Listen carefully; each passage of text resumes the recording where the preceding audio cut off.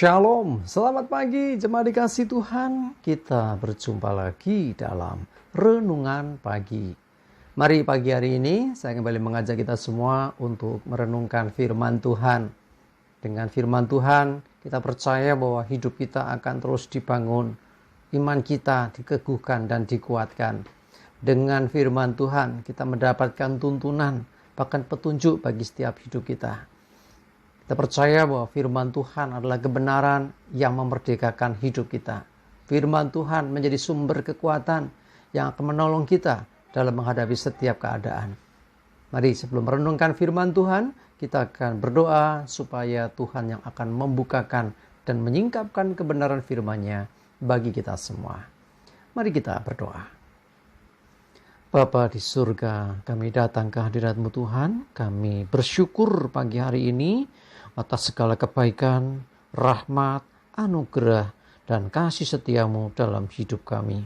Terima kasih untuk segala berkat-berkat-Mu, kemurahan-Mu, bahkan perlindungan, penyertaan, dan pertolongan-Mu. Terima kasih ya Tuhan. Pagi hari ini kami akan merenungkan firman-Mu ya Tuhan. Mari bukakan, singkapkan, dan nyatakan kebenaran firman-Mu bagi kami. Roh Kudus, urapilah kami ya Tuhan, sehingga kami bisa menangkap pesan Tuhan, mengerti kehendak Tuhan, dan melakukannya dalam hidup kami. Terima kasih ya Tuhan. Dalam nama Tuhan Yesus kami bersyukur dan berdoa. Amin. Mari jemaat dikasih Tuhan, kita akan sama-sama membuka Alkitab kita. Renungan pagi hari ini sampaikan dari Markus 11 ayat 25 dan 26. Saya bacakan. Dan jika kamu berdiri untuk berdoa, ampunilah dahulu sekiranya ada barang sesuatu dalam hatimu terhadap seseorang, supaya juga Bapamu yang di surga mengampuni kesalahan-kesalahanmu. Tetapi jika kamu tidak mengampuni, maka Bapamu yang di surga juga tidak akan mengampuni kesalahan-kesalahanmu. Cuma dikasih Tuhan, ya, dalam doa-doa kita, dalam hubungan kita dengan Tuhan, selalu tidak terlepas juga menyangkut hubungan kita dengan orang lain. Saat kita mau berdoa kepada Tuhan, kita diingatkan tentang, saudara kita, sesama kita, mungkin ada kekecewaan, ada kebencian, ada kejengkelan dalam hati, atau apapun itu yang tidak beres tentunya ya. Supaya dikatakan oleh firman Tuhan, segera bereskan dulu, ampuni dulu. Ya jangan sampai ya mengabaikan hal penting ini. Kita merasa aku udah banyak berdoa, kok doaku sepertinya nggak sampai kepada Tuhan. Aku udah sering berdoa, tapi kok rasanya nggak ada jawaban dari Tuhan. Mungkin ini masalah yang satu ini. Coba perhatikan. Ya, saat kamu berdiri untuk berdoa dikatakan ampuni dahulu sekiranya ada barang sesuatu dalam hatimu terhadap seseorang. Seseorang ini bisa temanmu, bisa tetanggamu, bisa orang tuamu atau anak-anakmu, bisa saudaramu atau siapapun itu.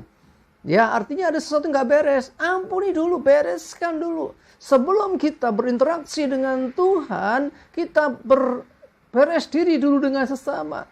Nah, kalau kita sudah mengampuni, baru kita bisa datang kepada Tuhan. Sebab dikatakan, kalau kamu tidak bisa mengampuni kesalahan orang lain, maka Bapamu yang di surga juga tidak mengampuni kesalahan-kesalahanmu.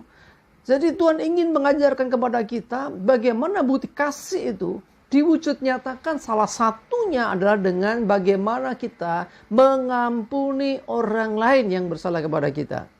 Ya, sering kita mendengar istilahnya, ya mohon maaf lahir dan batin. Ini suasana Idul Fitri buat saudara kita. Ya, kita pun ya senada dengan itu. Dan saya mau katakan tidak harus menunggu. Ya, kapan? Setiap saat, kapanpun diingatkan ada sesuatu yang sekiranya tidak beres dengan hatimu. Artinya ada sesuatu yang mengganjal dalam hati. Tidak usah nunggu. Segera bereskan itu karena sesungguhnya ketika kita tidak mengampuni orang, ini menjadi penghalang doa-doa kita kepada Tuhan. Yang menghambat doa-doa kita kepada Tuhan. Yang akhirnya justru Ya dikatakan tadi, kalau engkau nggak mengampuni, kamu pun tidak diampuni oleh Bapa di surga. Waduh, rugi dong kita. Ya kan? Karena itu, saya selalu mengingatkan di hadapan Tuhan bukan soal siapa benar dan salah. Mungkin yang salah temanmu, saudaramu, tetanggamu, keluargamu, atau siapapun itu. Mungkin kau nggak salah dalam hal itu. Tetapi karena itu menjadi hatimu, artinya mengenai hatimu. Maka kalau engkau sadar akan hal ini, segera lakukan, yaitu ampuni mereka. Kenapa? Karena menghalangi doa kita. Ya, jadi doanya mau panjang lebar seperti apa, doanya mau sebagus apapun kata-kata dalam doanya, tetapi kalau yang satu ini tentang ya hati ya yang tidak beres, ada sesuatu di hati kita tentang saudara kita atau seseorang atau siapapun itu, maka ini menghalangi hubungan kita dengan Tuhan. Ya, jadi sekali lagi tidak bisa pilih-pilih. Yang penting aku dengan Tuhan, orang lain urusan yang berbeda. Oh, tidak demikian dengan iman kita. Firman Tuhan mengingatkan supaya kita mengasihi Tuhan, betul, tetapi juga mengasihi sesama. Itu kan hukum kasih. Tidak bisa ditawar-tawar. Ya, kalau kita tidak bisa mengasihi, termasuk mengampuni di dalamnya ya, terhadap orang yang dapat dilihatnya, bagaimana kita bisa mengatakan aku mengasihi Tuhan yang tidak dilihat? Nah, artinya di sini adalah ada hubungan.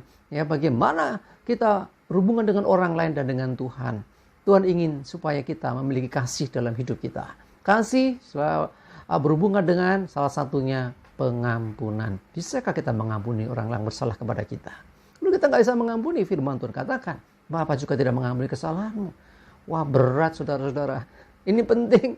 Ya, karena itu saya mengajak kita semua, yuk mulai sekarang. Mulai mengampuni orang yang mungkin sudah menyakiti hatimu. Mungkin kau nggak salah. Tetapi kalau engkau menyimpan kekecewaan, kalau engkau menyimpan kesalahan orang lain, justru engkau jadi bersalah. Kenapa? Kenapa hal seperti yang itu harus disimpan dalam hati? Itu menghalangi untuk kita berdoa kepada Tuhan. Mari saya mengajak kita semuanya, apapun masalah dengan sesamamu, bereskan itu. Bagaimana caranya? Pertama, di hadapan Tuhan. Jujur diakui di hadapan Tuhan, minta kasih karunia Tuhan.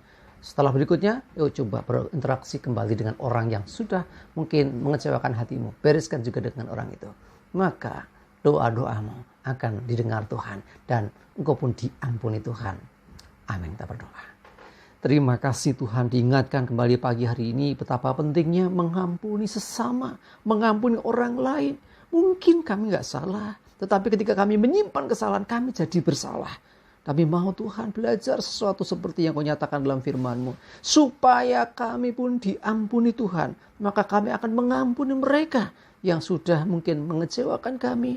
Mungkin mereka yang menyakitkan hati kami. Hari ini Tuhan, kami belajar mengampuni semua orang. Dan kami percaya Tuhan bahwa Engkau pun mengampuni kami akan segala dosa kami. Terima kasih ya Tuhan. Kami bersyukur, kami berdoa, mohon tuntunan penyertaan-Mu atas seluruh hidup kami dan segala aktivitas kami. Dan jauhkan dari kami segala celaka dan mara bahaya. Biar damai sejahtera Tuhan, sukacita, kesehatan, kekuatan, dan juga berkat-berkat Tuhan menyertai kami semua. Terima kasih dalam nama Tuhan Yesus. Kami bersyukur dan berdoa. Amin. Mari jemaat dikasih Tuhan.